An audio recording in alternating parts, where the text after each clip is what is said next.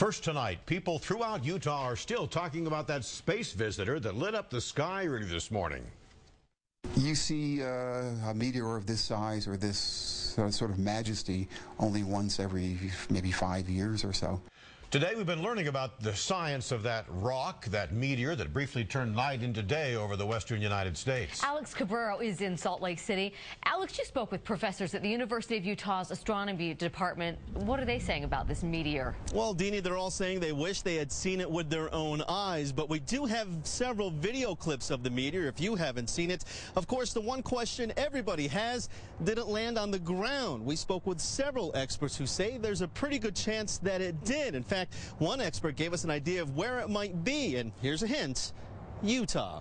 911, what is the address to your emergency? Calls came from everywhere. Ogden. I'm currently driving, but I just saw a giant blue flash in the sky, and it came down into the city. Bountiful.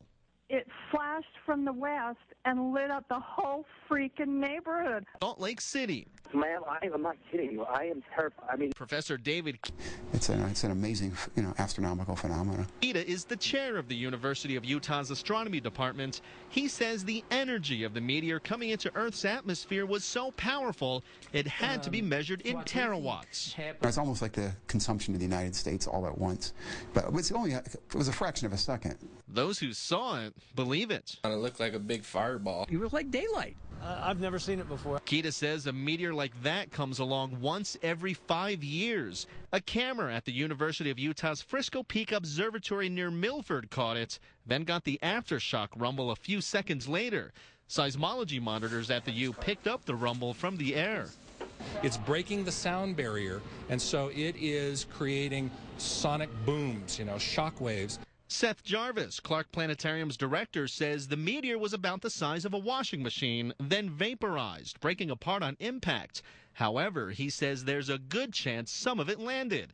And because of all the cameras which recorded it, you can get a good idea of where it may have landed, if it landed. You can time the length of the shadow, the direction of the shadow, the duration of it, and using trigonometry, calculate where in the sky, relative to that camera, that source of light was. Which leads to... It's possible that it's somewhere out in, like, West Desert, somewhere around there, but trust me, I mean, you go out there and you wander around, there's rocks on the ground all the time.